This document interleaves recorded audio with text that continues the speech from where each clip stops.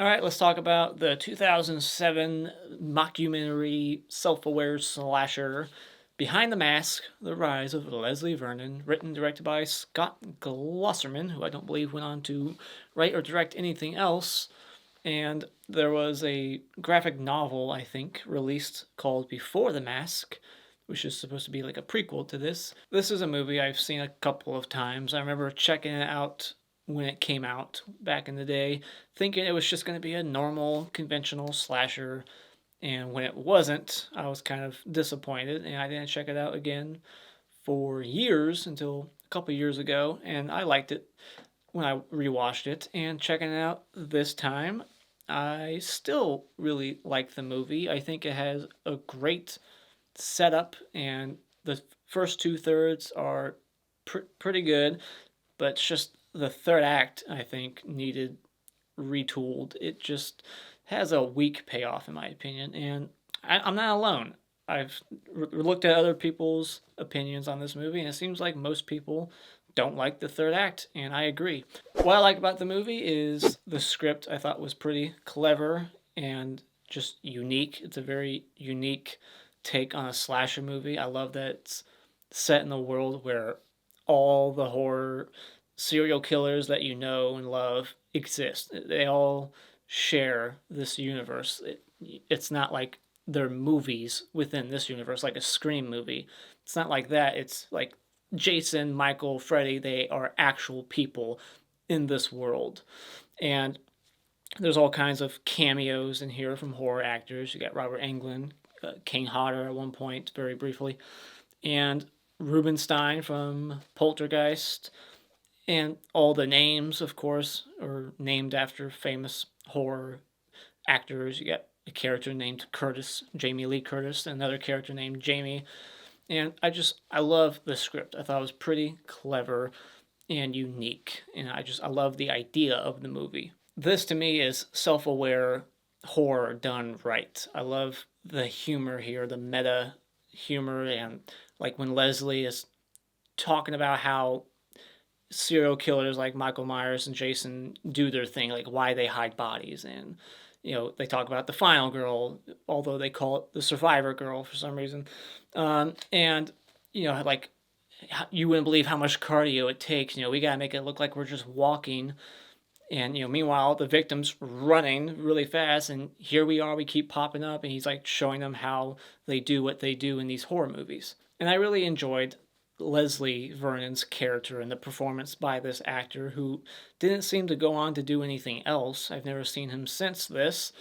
But I thought he gave a good performance, and I liked his character. Like, he's just entertaining on screen.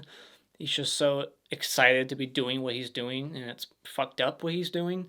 And the TV crew obviously doesn't believe that he's gonna do what he's saying he's gonna do.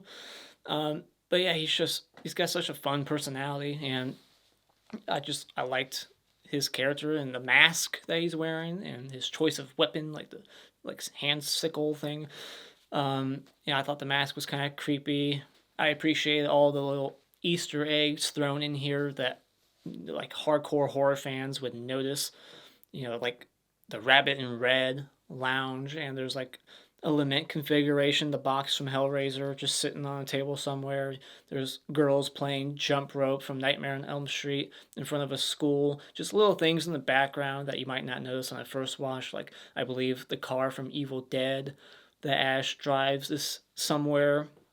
Like there's just little things for you to notice on rewatch. I thought it moved at a good pace. It never really slows down. It's perhaps maybe a little too quick, but it has some good atmosphere, like the barn house setting at the end, the good use of fog, and also I liked the little twist they threw in here in the third act involving one of the characters, one of the protagonists that I didn't really see coming on first watch. Getting into my dislikes, I have a few nitpicks, but I feel like the biggest thing that hurts this movie is the payoff, the third act. It just the first two thirds are this mockumentary, and it's kind of a horror comedy, not too comedic, but then it just kind of has this tonal shift a bit in the third act where it's no longer a mockumentary and it's just a normal movie, and they don't give you the gore. Like it's almost like they purposely were trying to be like Halloween, I guess, with the violence, like be tame like the original Halloween, but it's like you're making a movie in 2006, you gotta up the violence. Like he's got this cool weapon and we don't see him do anything with it. Like there's no gore. Like there's one little moment of gore involving like this like hole puncher thing, or he like gets the guy's heart out of his chest. It's very short lived. Like we needed more of that. You got Robert Englund's character who just feels underutilized. He just kind of comes and goes for a minute, and like they could have had that character be a little bit more important.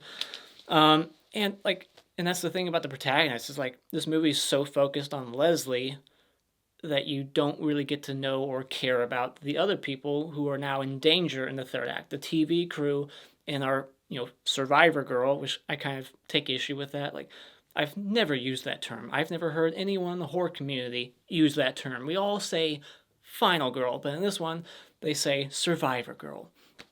And Ahab. What the fuck is an Ahab? Like, I've never heard that term either. So, but it's like, we got all these characters now in trouble in the third act, and it's like, do I really care? Like, they kind of put themselves in this situation, so they kind of deserve it for being idiots. Like, the concept is a bit of a stretch. The fact that these people are there filming this clearly crazy guy, but it's like, I guess they don't believe that he's gonna do what he's saying he's clearly gonna do. Because once the plan starts, they're like, holy shit, oh, it's actually happening. Are we just gonna sit here and let this happen? And it's like, what did you think was gonna happen? It's a bit of a stretch, like them actually sticking with Leslie as long as they do, and not just going to the authorities sooner. Like they need to turn this guy in sooner. But yeah, the third act was just weak. It needed gore, and there's just not much suspense. It's never scary, and you just don't really care all that much about this group of three filmmakers. I didn't, because they don't really flesh out those characters. It's all about Leslie, and he's a great character, but I wanted more moments between Leslie and Taylor, and maybe show the two guys who are behind the camera a bit more and have more interactions with them, Leslie and them. Like you just don't care about them. And I also thought they went a little overboard with Leslie Vernon's character's like abilities. Like he seems to be Flash, like how quickly he's moving bodies from A to B, and it seems like he's just teleporting time and time again. Like this is supposed to be a not normal, but some crazy guy, but he's just a guy. He seems to be like teleporting, like he's Jason in the one of the later sequels when he is supernatural. And I never care for teleporting villains. So final thoughts, I thought this was a smart deconstruction of the genre that is perfect for hardcore horror fans and slasher fans especially, because you will understand this movie more and know what tropes that they're poking fun at. It's very self-aware and fun in the first two-thirds, has a great build-up, but unfortunately it just kind of drops the ball in the third act with minimal gore and a kind of a tonal shift that I can see disappointing most. So when it comes to Behind the Mask, because of the first two-thirds, I'm giving it 4 out of 5. Alright, as for a spoiler discussion, let's see what I haven't already talked about in my spoiler-free section. The turtle was named Church. That's a Pet Sematary reference. I already talked about the kids with jump rope, and Jamie Lee Curtis is one of the characters, and Eugene is supposed to be like Billy from Black Christmas, I read, because his last name is Mancuso, and the guy who voiced Billy in the original Black Christmas, his name was Nick Mancuso, I believe. Or it could just be a reference to Frank Mancuso, the producer of the Friday the 13th movies.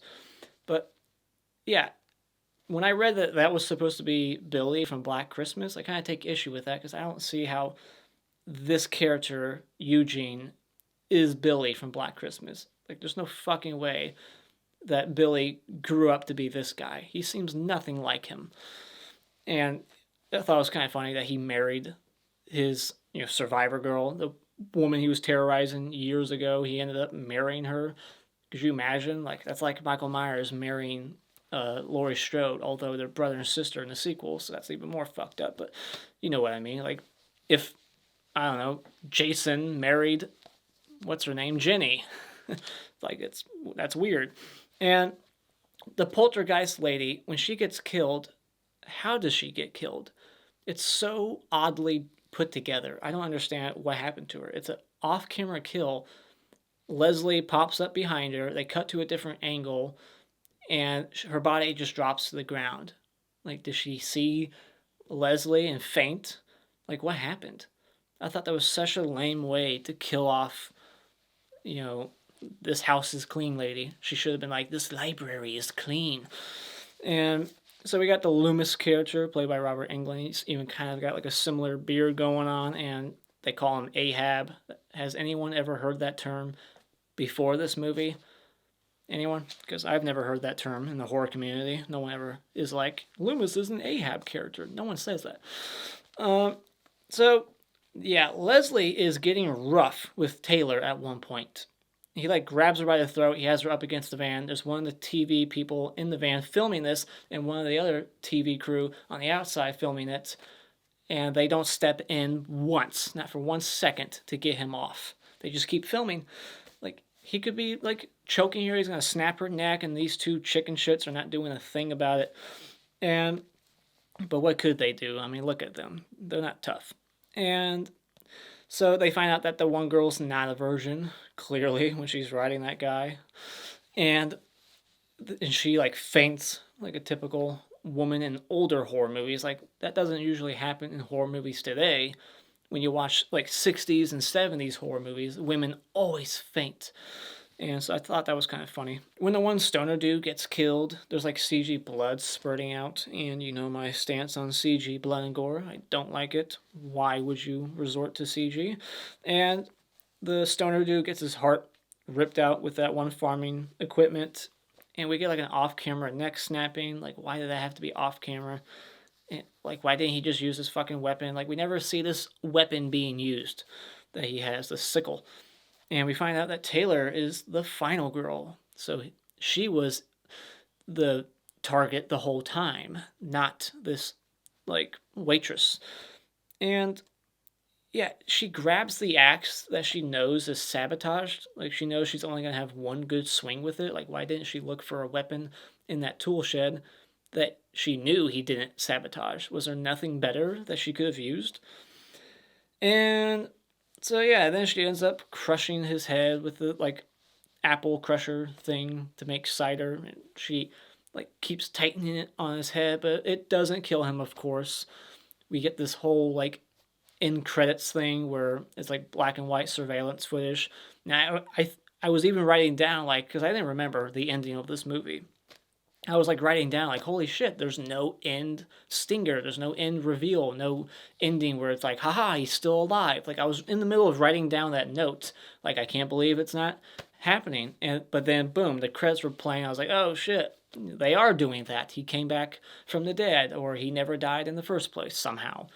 I mean, yeah, he was rubbing that shit on his body so he wouldn't burn, and he was talking about earlier how him and other serial killers do this exercise where they can slow their heartbeat so it looks like they're dead and not breathing, you know? So, but it's like, dude, she crushed his head. There's no fucking way he survived.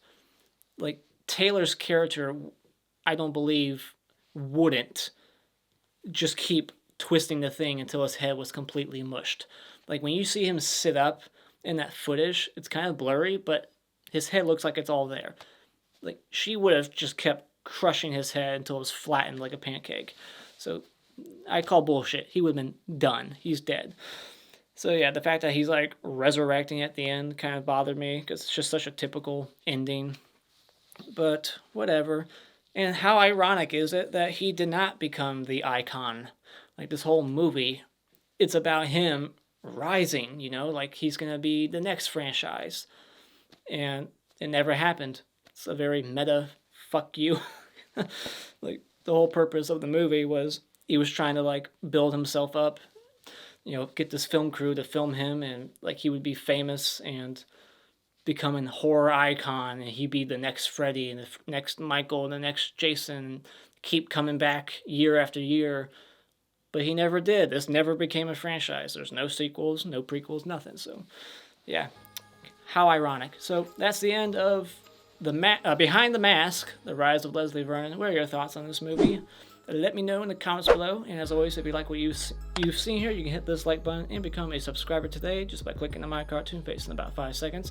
And remember, it's all opinion. You don't need to get butthurt about it.